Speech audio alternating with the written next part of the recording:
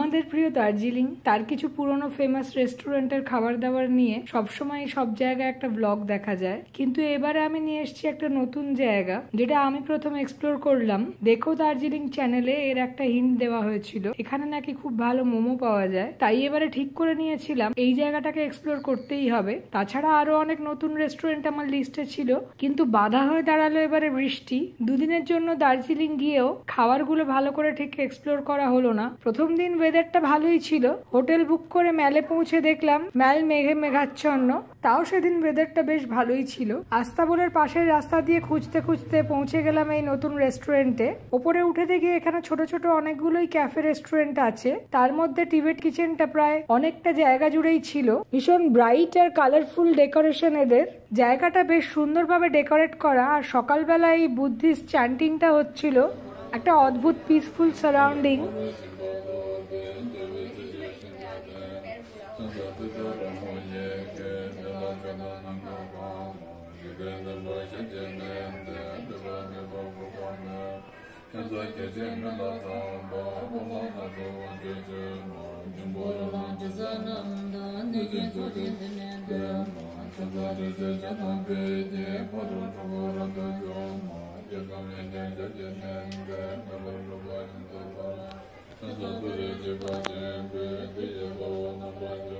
এই ভাইবটা বেশ ভালো লাগছিল।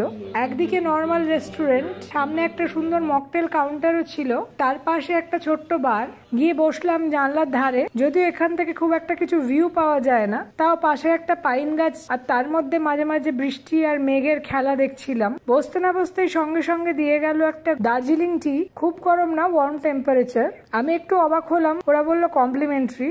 হাই, আমি এসেছি টিবেট কিচেনে। এটা আমি ইনস্টাগ্রামে দেখো দার্জিলিং এর ব্লগ থেকে দেখেছিলাম, এখানে খুব ভালো নাকি ভীষণ জুসি মোমো পাওয়া যায়। তো এই জায়গাটা আমি খুব একটা আসি না, আগে ছোটবেলায় একবার এসেছিলাম, কিন্তু এদিকে তারপর আর কোনোদিন আসা হয়নি, আস্তাবলের সাইডের রাস্তাটা। আর আমি এসেছি জাস্ট আস্তে আস্তে, অর্ডারও দিইনি, সঙ্গে সঙ্গে চলে এসেছি দার্জিলিং টি, নর্মাল টি উইদাউট সুগার। খেতে ভালো যেমনি হয়, তবে লাইট ওয়ার্ম। আমি অর্ডার দেবো মোমোটাই খাই, তারপর একদিন আমি নিয়ে যাব কিছু, আর নইলে মায়ের সঙ্গে এসে এখানে খাবো। অনেক কিছুই আছে, সবগুলো নিয়ে যাওয়া মুশকিল হয়ে যাবে। ঠান্ডায় ঢুকে চাটা খেতে মন্দ লাগছিল না, চিনি ছাড়া চা আমার একটু গরম জলের মতোই লাগে। দুটো দানা চিনি হলেও আমি খুশি। যেহেতু রেকমেন্ডেশন শুনেছিলাম মোমোর, তাই ফার্স্টে মোমোটাই অর্ডার দিলাম। একা যেহেতু পোর্ক মোমো তো আমি খাবই, মা ছিল ডালির হোটেলে, কথা ছিল লাঞ্চ নিয়ে যাওয়ার, কিন্তু এখানে যা যা আইটেম, অথেন্টিক নেপালি বা পাহাড়ের আইটেমগুলো সবই স্যুপ বেস, ড্রাই সেমনি কিছু ছিল না, নর্মাল নুডলস ছাড়া। মোটামুটি ইলাবোরেট একটা লিকার মেনুও ছিল, যদিও আমি খুব একটা ইন্টারেস্টেড ছিলাম না, তবে এখানে লিকারের প্রাইস খুব একটা সস্তা নয়। এক প্লেটে 4 পিস না 8 পিস মোমো। যেহেতু মা হোটেলে ছিল, মায়ের জন্য লাঞ্চ নিয়ে যাওয়ার প্ল্যান ছিল, তাই জন্য আমি ওদের রিকোয়েস্ট করলাম আমাকে একটা পোর্ক মোমো না দিয়ে 4টে পোর্ক আর 4টে চিকেন মোমো দিতে। প্রথমে ওরা একটু হেজিটেট করছিল, তারপর যখন বললাম হোটেলে নিয়ে যাব মায়ের জন্য, সঙ্গে সঙ্গে ওরা করে দিল। 10 টাকার ডিফারেন্স, আমি এটাও বলেছিলাম হায়ার প্রাইসটাই পে করব, তো ওরা রাজি হয়ে গেল। খুব সুন্দর করে 4 পিস চিকেন মোমো প্যাক করে দিয়েছিল, আর আমার সামনেই ধোঁয়া ওঠা গরম গরম মোমো, দেখে তো বেশ লোভনীয় লাগছিল। তাই ফটো তোলা তুলিতে বেশি দেরি না করে চট করে একটা মোমো মুখে চালান করে দিলাম। মোমোটা মুখে দিয়েই মনে হলো মুখের মধ্যে কোনো বাস্ট হলো, প্রচুর বাটারি জুসে ভেসে গেল মুখের ভেতরটা, সবই পোর্কের জুস আর কিছুটা ফ্যাটও ছিল। এত জুসি মোমো অনেকদিন আমি খাইনি। ডালের এই ঝাল ঝাল সসটা দিয়ে মোমোর কম্বিনেশন ঠিক রোমিও জুলিয়েটের মতো, একে অপরকে ছাড়া একদম বেমানান। হাতে ওড়াচ্ছে, ভেতরে একটা বাস্ট হয়েছে, আর মিটটা খুব সুন্দর, পোর্কের ফ্লেভারও আছে, মাইল্ড। পোর্কের টেক্সচারটাও এত ভালো, mild test, soft and juicy pork, well done একদম। পিঙ্ক কালারের মিট, প্রপারলি কুকড, পুরো জিনিসটাই একদম মুখে দিলে মিলিয়ে যাচ্ছিল। মোমো জুসি আর থিন না হলে মজা আসে না। তার সঙ্গে এই ঝাল ঝাল চাটনিটা তো অসম্ভব ভালো। মোমোগুলোর সাইজও বেশ বড়, স্যাটিসফ্যাক্টরি। তেলটা হাতে ভর্তি, ভেতরে বাসটা হওয়ার হচ্ছে জুস, ভরে গেছে তেলে। দারুণ। কুঙ্গাটা খেলাম না, কাল থেকে কুঙ্গার ওখানেই থাকবো। আজ আছি ওই ডালিতে, ঘুমের কাছে, ঘুম আর দার্জিলিংয়ের মাঝামাঝি ডালিতে। কাল থেকে আসছি এখানে, হোটেল ঠিক করা গেছে কুঙ্গার কাছেই, তো ওখানেও খাবো, এখানেও চলে আসবো। এখানে অনেক আইটেম নতুন, কয়েকদিন মোমো খাইনি, ওই জন্য এখানে এসে খাওয়াবো বলে। এটা পোর্কের জুস, হ্যাঁ ভরে গেছে, আর খুব ভালো লাগলো এটা খেয়ে। সাইজটাও বেশ ভালো, স্যাটিসফ্যাক্টরি পোর্শন। 8 পিস, এইটা মানে 4 পিস খেয়ে আমার পেট ভরে যাবে। এটা আমার লাঞ্চ, আমি এনজয় করি। আর চিকেনটা তো মায়ের জন্য নিয়ে যাচ্ছি। এর পরের দিন আবার এখানে অন্য নুডলসগুলো খাবো, টিবেটিয়ান স্পেশালিটি যেগুলো আছে। দেখা হচ্ছে কালকে। দারুণ লাগলো এটা খেয়ে।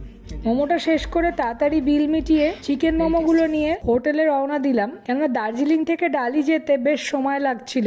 এক তো ট্রাফিক, আর তার উপর দার্জিলিং এর লোকাল গাড়িগুলো সব নিচের মার্কেটে দাঁড়াচ্ছিল, আর সেখান থেকে ম্যাল প্রায় অনেকটাই ডিস্টেন্স। দার্জিলিং এর প্ল্যান আমার ছিল না, আমি ছিলাম ডালিতে। দার্জিলিং থেকে একটু দূরে ফাঁকা একটা জায়গায় শুধুমাত্র খাওয়ার জন্যই ডালি থেকে দার্জিলিং এলাম, কিন্তু ট্রাভেল করতে এত অসুবিধা হচ্ছিল, তাই একদিন ডালি থেকে দার্জিলিং এ এসে প্রথমে একটা হোটেল খুঁজে বার করলাম, যেটা আমাদের ম্যাল থেকে ভীষণ কাছে। এবারে দার্জিলিং ট্রিপের গল্প আরো ডিটেলসে করব আমার নতুন চ্যানেলে, যেটা খুব তাড়াতাড়ি লঞ্চ হবে। ডেফিনেটলি লঞ্চের ডেটটা আমি জানিয়ে দেবো আমার এই চ্যানেলেই। আমার লাইফে ট্রাভেলিং একটা মেটামরফোসিস ঘটিয়েছে, সেই চেঞ্জ ওভারের গল্প নিয়েই আসবো আমার এই চ্যানেলে। প্ল্যান ছিল পরের দিন ওর মাকে নিয়ে আসবো, এখানকার নেপালি নুডলস আর থুকপা এটসেট্রা খাবো, কিন্তু পরের দিন ঝঞ্ঝট করলো বৃষ্টি। এতটাই জোরে বৃষ্টি শুরু হয়েছিল, বিকেলবেলা বেরোনো তো খুব মুশকিল। তাও আমি বেরিয়েছিলাম দার্জিলিং এর এই বৃষ্টির মজা নিতে। তবে চিন্তা ছিল আমার ক্যামেরার, কোনো রকমে সেটাকে বাঁচিয়ে একটু ফটোগ্রাফি করে ঢুকে পড়লাম আবার এই রেস্টুরেন্টে। এই ঠান্ডার মধ্যে বৃষ্টির দিনে গরম গরম পোর্ক খেয়ে শরীর গরম না করলেও তো হবে না, তাই জন্য অর্ডার দিয়ে দিলাম একটা পোর্কের আইটেম। অ্যাজ ইউজুয়াল আবার এসে গেছি, বলেছিলাম টিবেট কিচেনে আবার এসে খাওয়া দাওয়া করবো। আমি ভেবেছিলাম পোর্ক সেকুয়া খাবো, কিন্তু ওরা সাজেস্ট করছে পোর্ক সাপাতা। চিলি পোর্ক তো নর্মালি খাওয়াই হয়, হ্যাঁ পোর্ক সাপাতাটা ওরা বলছে ট্রাই করতে। আর স্লাইস পোর্ক থাকবে 8 পিস। আর পোর্ক সেকুয়াটা সাজেস্ট করলো না, বললো রোস্টেড পোর্ক, কিন্তু আমার খারাপ লাগতো না হয়তো, জানি না। আর মার জন্য তো কিছু নিয়ে যেতে হবে, ভাবছি একটা ফালে নিয়ে যাব, চিকেন ফালে। আর তো কোনো অপশন নেই, বাকি সব নর্মাল নুডলস যেগুলো আছে সেগুলো, মানে লোকাল নুডলস যেগুলো আছে সেগুলো সব উইথ স্যুপ, তো স্যুপ টুপ নিয়ে গিয়ে হোটেলে খাওয়া খুব ডিফিকাল্ট। সেকেন্ডেও আমাকে টি অফার করেছিল, কিন্তু আমি আর নিইনি, কেননা পোর্ক খাওয়ার জন্য একটু পেটে জায়গাও দরকার। শুধু শুধু টি খেয়ে পেট ভরিয়ে লাভ নেই। যেই পোর্শনটা এলো সেটা দেখে আমি প্রায় অবাক। এই পোর্শনটা দেখে মন ভরে যায়, কিন্তু আমার একার জন্য বেশ চাপের খাওয়া। পোর্কটা দেখে তো ভীষণ টেম্পটিং লাগছে, ইয়ামি টাইপের, ড্রাই আর পুরো ফ্যাট আর মিট মেলানো একটা জিনিস। তবে কিছু তো করার নেই, এইটা হোটেল নিয়ে গিয়েও লাভ নেই, মা খাবে না, প্লাস গরম করা যাবে না। আর আমাদের হোটেলে আবার খাবার দাবার সব ভেজ, নন ভেজ, তাও আবার পোর্ক নিয়ে গেছি জানতে পারলে যদি ঝামেলা হয়, তাই জন্য রিস্ক নিইনি। তাই আমাকেই শেষ করতে হবে পুরোটা। তাই রেডি স্টেডি গো বলে শুরু করলাম, টুকটুক করে খেতে খেতে অর্ধেক খতম করে দিলাম। ভীষণ লোভনীয় দেখতে লাগছে, দেখি কেমন, প্রচুর ফ্যাট, কেমন আমি পছন্দ করি।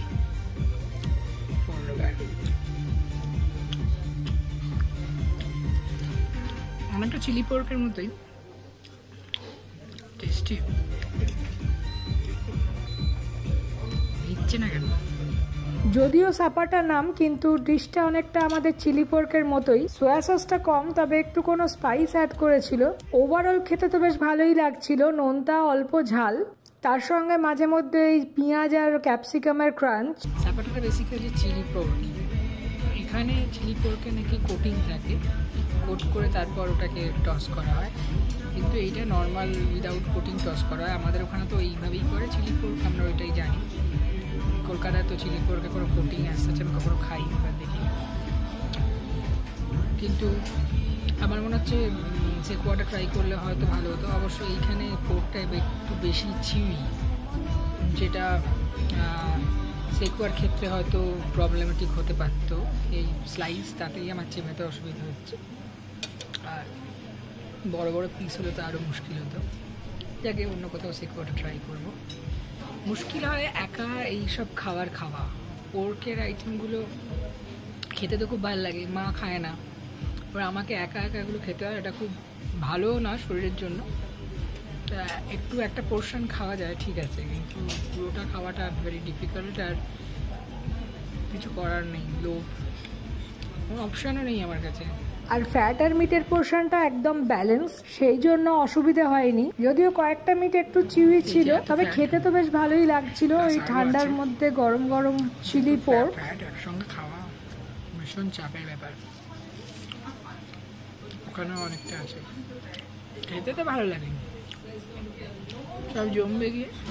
মোটামুটি 1 ঘন্টা লেগেছিল আমার এটা শেষ করতে। তারপর আর অন্য কিছু নয়, এটাই আমার ডিনার। মা বললো আর মোমো নুডলস খাবে না, তাই জন্য পাশের একটা ছোট্ট রেস্টুরেন্ট থেকে ডিম ভুজিয়া আর লোকাল রুটি নিয়ে গিয়েছিলাম, সেই দিয়ে মা ডিনার সারলো। তারপর আমরা খেয়েছিলাম একটা অসম্ভব ভালো চকোলাভা কেক। ডিনারের পর যখন একটা মিষ্টির ক্রেভিংস হচ্ছিল, নিচের একটা বেকারি থেকে নিয়েছিলাম এই ফাটাফাটি চকোলাভা কেকটা।